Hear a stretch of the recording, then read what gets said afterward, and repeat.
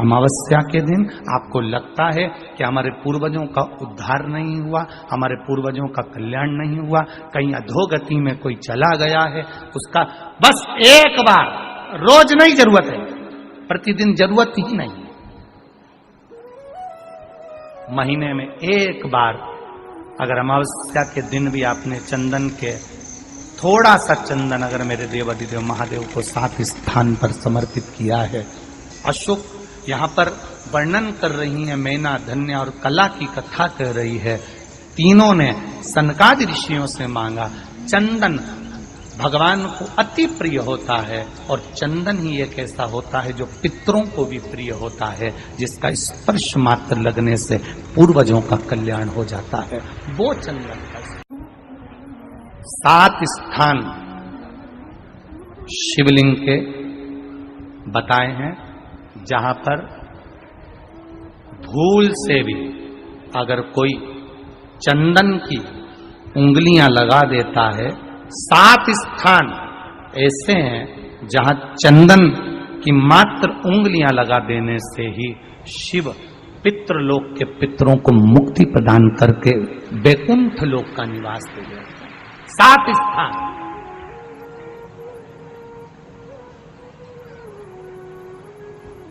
और वो 7 स्थान जो चंदन के बताए गए, पहला भगवान देवाधिदेव महादेव के शिवलिंग पर चंदन का लेपन। समझ लेना जरा बहुत अच्छे से। आपको लगता है स्वप्न में कोई मुर्दे दिख रहे हैं, या कोई जल रहा है, या कोई मर रहा है, या कोई चला गया है, ऐसा भय लगता है। बच्चों को मानी भेजूंगी ऐसा हो जाएगा, पति को मानी भेजूंगी ऐसा हो जाएगा, कोई हमारे कोई गलत तो नहीं कर रहा है, आपको लगता है। 7 स्थान चंदन के बताएं महाराज। पहला शिवलिंग, दूसरा जहां गणेश जी का स्थान है, मालूम है ना सबको, जम के बोलो जरा, मालूम है ना सबको, जहां गणेश जी का स्थान है वहां अलग से गणेश जी बैठे, वहां नहीं। शिवलिंग में जलाधारी के ठीक सामने राइट में गणेश, लेफ्ट में कार्तिकेय, बीच में अशोक सुंदरी। तो पहला चंदन बाबा के शिवलिंग पर, दूसरा गणेश जी पर चंदन की उंगली, तीसरा षडानंद कार्तिकेय पर चंदन की उंगली, चौथा अशोक सुंदरी पर चंदन की उंगली, पांचवा जलाधारी पर चंदन की उंगली, छठा जो शिवलिंग का जल बह रहा है इसके ठीक विपरीत की ओर चंदन की उंगली, और 7वां चंदन नंदी के मस्तक के ऊपर जो 2 सींग लगे रहते हैं उस पर चंदन की उंगली। ये कब लगाई जाती है? या तो अमावस्या के दिन आपको लगता है कि हमारे पूर्वजों का उद्धार नहीं हुआ, हमारे पूर्वजों का कल्याण नहीं हुआ, कहीं अधोगति में कोई चला गया है, उसका बस एक बार, रोज नहीं जरूरत है, प्रतिदिन जरूरत ही नहीं,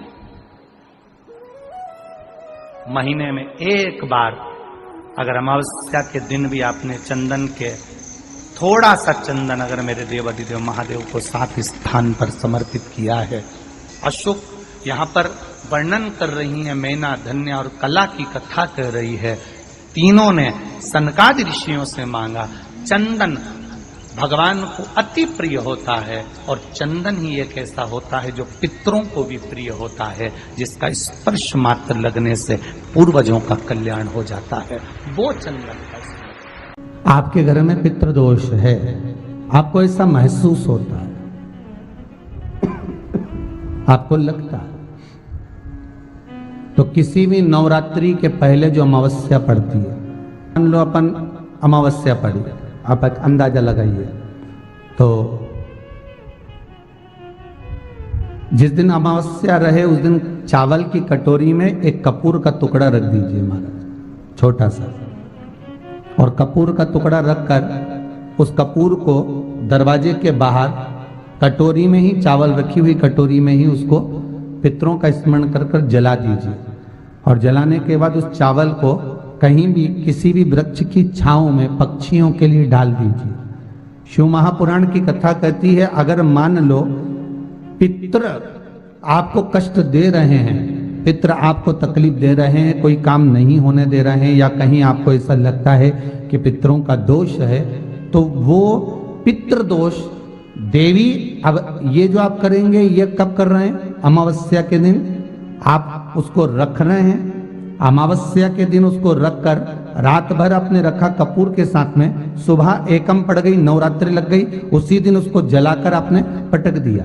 अर्थात उससे देवी और पितृ इन दोनों का आशीर्वाद जो प्राप्त होता है, तो घर में से पितृदोष समाप्त होकर लक्ष्मी की वृद्धि प्रारंभ हो जाती है, कार्य में सिद्धता आ जाती है। मान लो अगर पितृदोष है तो करो, नहीं है बड़े अलमस्ती से रहो, तो ये पितृदोष का स्मरण। तो यहाँ शास्त्र कह रहा है कि पितरों का जो लोक होता है, पितर जो लोक होता है, उस पितृलोक में 64 योगिनियां प्रवेश नहीं करती। शिव महापुराण कर रही है, शंकर की कथा कर रही है। एक छोटा सा उपाय अवश्य करिएगा। मान लो आपको लग रहा है कि आपके घर में पितृदोष है, आपको ऐसा महसूस होता है, अमावस्या पड़ती है, चावल की कटोरी में एक कपूर का टुकड़ा रख दीजिए महाराज, छोटा सा, और कपूर का टुकड़ा रखकर उस कपूर को दरवाजे के बाहर कटोरी में ही, चावल रखी हुई कटोरी में ही उसको पितरों का स्मरण कर कर जला दीजिए।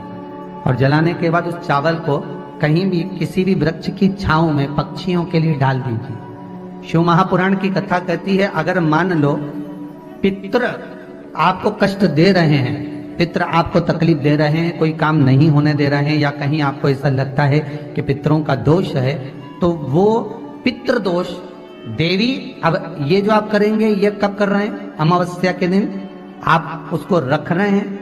अमावस्या के दिन उसको रखकर रात भर आपने रखा कपूर के साथ में, सुबह एकम पड़ गई, उसी दिन उसको जलाकर आपने पटक दिया। अर्थात उससे देवी और पितृ इन दोनों का आशीर्वाद जो प्राप्त होता है, तो घर में से पितृदोष समाप्त होकर लक्ष्मी की वृद्धि प्रारंभ हो जाती है। अमावस्या के दिन प्रदोष काल में, प्रदोष के समय पर, प्रदोष काल में शाम के समय पर जाकर किसी भी नदी, तालाब, बावड़ी, कुआं, कहीं ना कहीं जो आपके पास में हो, वहां पर एक घी का दिया, बत्ती का मुंह दक्षिण की ओर कर कर अवश्य जला कर जाना, सारे पितृ दोष समाप्त हो जाएगा। अगर नदी, तालाब, बावड़ी, कुआं नहीं है तो पीपल का वृक्ष हो या बेलपत्री का वृक्ष हो या बट का वृक्ष हो, उसके नीचे लगा दो प्रदोष काल में। पर अमावस्या के दिन लगाएं जरूर। क्यों? क्योंकि अमावस्या 16 दिन तक पितृ मृत्यु लोक में आने के बाद में भोजन ग्रहण करते हैं। अमावस्या के दिन पितृ शाम के समय प्रदोष काल में शंकर भगवान का नाम जाप कर कर नदी, तालाब, बावड़ी पर पानी पीने जाते हैं।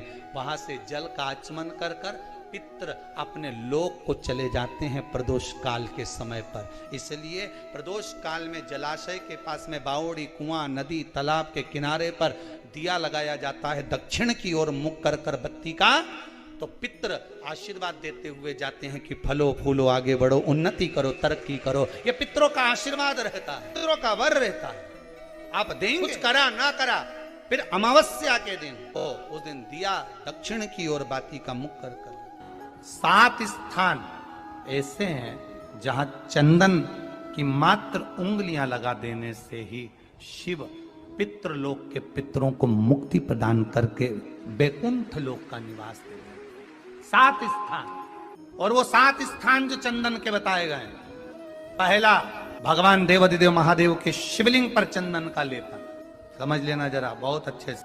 आपको लगता है स्वप्न में कोई मुर्दे दिख रहे हैं, या कोई जल रहा है, या कोई मर रहा है, या कोई चला गया है, ऐसा भय लगता है, बच्चों को मानी भेजूंगी ऐसा हो जाएगा। जिनके यहाँ पितृदोष होता है, काल सर्प दोष होता है, वास्तु दोष होता है, उनको ज्यादा कुछ नहीं करना होना। महाराज एक बेल का फल लीजिए, उसके अंदर का जो गुर्दा होता है, अंदर का जो भाग होता है, उसको निकाल लीजिए, और उस बेल के फल में आटा सेक कर उसमें शक्कर मिलाकर उसको उसके अंदर भर लीजिए। अमावस्या के दिन सुबह 10 बजे से पहले उसको अपने घर में घुमाने के बाद में जिस जिसको काल सर्प दोष बताया है, पितृदोष बताया है या वास्तु दोष का स्मरण बताया है, घर में सब दूर घुमाकर अपने परिवार का हाथ का स्पर्श कराकर पीपल के पेड़ के नीचे तक खड्डा खोदकर उस बेलपत्र के उस फल को दाब दीजिए। महाराज केवल एक अमावस्या करना रहता है, पितरों के दोष से मुक्ति मिलती है और हमारे घर के कार्य सफल होना प्रारंभ हो जाता है। पति को मानी भेजूंगी ऐसा हो जाएगा, कोई हमारे कोई गलत तो नहीं कर रहा है, आपको लगता है 7 स्थान चंदन के बताएं, बाबा के शिवलिंग पर, दूसरा गणेश जी पर चंदन की उंगली, तीसरा षडानंद कार्तिकेय पर चंदन की उंगली, चौथा अशोक सुंदरी पर चंदन की उंगली, पांचवा जलाधारी पर चंदन की उंगली, छठा जो शिवलिंग का जल बह रहा है इसके ठीक विपरीत की ओर चंदन की उंगली, और 7वां चंदन नंदी के मस्तक के ऊपर जो 2 सींग लगे रहते हैं उस पर चंदन की उंगली। ये कब लगाई जाती है? या तो अमावस्या के दिन आपको लगता है कि हमारे पूर्वजों का उद्धार नहीं हुआ, हमारे पूर्वजों का कल्याण नहीं हुआ, कहीं अधोगति में कोई चला गया है, उसका बस एक बार, रोज नहीं जरूरत है, 4 दिन दुकान अच्छी चले, बाकी के समय देखना पड़े, समझ लेना पितृदोष। घर में बच्चे चिड़चिड़े हो जाए, गलत संगति में डूब जाए, समझ लो चिड़चिड़ हो रहे हैं, पितृदोष। घर के बच्चे माता पिता का आदर न करें, सम्मान न करें, तेज आवाज में बात करें, समझ लो पितृदोष। पितृदोष मालूम पड़े। और इतने से भी अगर आप नहीं समझ सकते, परिवार का कोई एक व्यक्ति जब जब भोजन करने बैठे तब तक उसकी थाली में बाल आए, भले वो होटल में खाए तो भी बाल आ जाए, वो कहीं खाना खा रहा है तो बाल आ जाए। 8-15 दिन में, 4 दिन में, 3 दिन में, 2 दिन में, 6 दिन में आपकी थाली के भोजन में अगर बाल निकल रहा है, केश निकल रहा है, समझ लेना कि पितृ आपसे कुछ मांग रहे हैं, पितृ आपसे कुछ चाहते हैं। महाराज एक बेल का फल लीजिए, क्या लेना है? बेल का फल, बेलपत्री का जो फल होता है उसको ले लो, उसके अंदर का जो गुर्दा होता है, अंदर का जो भाग होता है उसको निकाल लीजिए और उस बेल के फल में आटा सेक कर उसमें शक्कर मिलाकर उसको के अंदर भर लीजिए। अमावस्या के दिन सुबह 10 बजे से पहले उस बेल फल में जिसमें तुमने पंजेरी भरी है, आटा सेक कर भरा है शक्कर के साथ में, उसको अपने घर में घुमाने के बाद में जिस जिसको काल सर्प दोष बताया है, पितृदोष बताया है या वास्तु दोष का स्मरण बताया है, घर में सब दूर घुमाकर अपने परिवार का हाथ का स्पर्श कराकर पीपल के पेड़ के नीचे तक खड्डा खोदकर उस बेलपत्र के उस फल को दाब दीजिए। महाराज केवल एक अमावस्या करना रहता है, पितरों के दोष से मुक्ति मिलती है और हमारे घर के कार्य सफल होना प्रारंभ हो जाते हैं। कार्य की सफलता होती है, कार्य में सफलता प्राप्त होने लगती है। हम तो कई बार कहते हैं महाराज जी अगर ऐसा लगे किसी औषधि को आप ले रहे हैं, मालूम पड़े कि औषधि आपको लग नहीं रही है, शिव महापुराण की कथा करेंगे, मान लो औषधि आपको नहीं लग रही, आपने औषधि बहुत दिनों से ले रहे हो, कोई दवाई, मान लो आप किसी भी दवाई को ग्रहण कर रहे हैं और वो औषधि लगी नहीं रही है, वो शरीर को लगी नहीं पा रही और आप ठीक ही नहीं हो पा रहे, 15 दिन हो गए, 8 दिन हो गए, बताओ उतना की उतना ही कैटरीना है, उतना ही उतना अपना भरा हुआ, वही की वही लीवर, वही की वही किडनी, वही की वही स्मरण, सभी कुछ वही वही है, उतने की उतना ही। बीपी भी ऊंचा नीचा चल रहा है पर लेवल में नहीं आ रहा, शुगर भी लेवल में नहीं आ रही, तो प्रयास करा करो महाराज, बेलपत्री के फल का जो गुर्दा है, अंदर का जो भाग है फल का, उसको पानी में गला लीजिए और प्रदोष कम से कम प्रदोष नहीं हो और बीमारी जरा दवाई लगी नहीं रही हो तो बिना प्रदोष के भी कर सकते हो, उसको पानी में गलाइए, आधा घंटा पानी में, जैसे आपको सुबह मंदिर जाना है 10 बजे, तो सुबह स्नान कर कम से कम 6:30-7 बजे उसको पानी में गला दीजिए और उस बेले के फल का गुर्दा से गला हुआ पानी शिव जी को ले जाकर समर्पित कर दीजिए। महाराज उस पानी में से थोड़ा सा 1 चम्मच पानी शिव जी पे चढ़ा हुआ लेकर आ जाइए, उस पानी को जो बीमार व्यक्ति है उसको औषधि देने से पहले मात्र आधी चम्मच से भी आधा चम्मच उसको दे दीजिए। भगवान शंकर का श्री शिवाय नमस्तुभ्यम का जाप कर उस पानी को देने के बाद अगर आप औषधि देंगे तो ये पक्का है कि औषधि अपना कार्य करना प्रारंभ कर देगी और वो स्वस्थ होना प्रारंभ हो जाएगी, वो स्वस्थ हो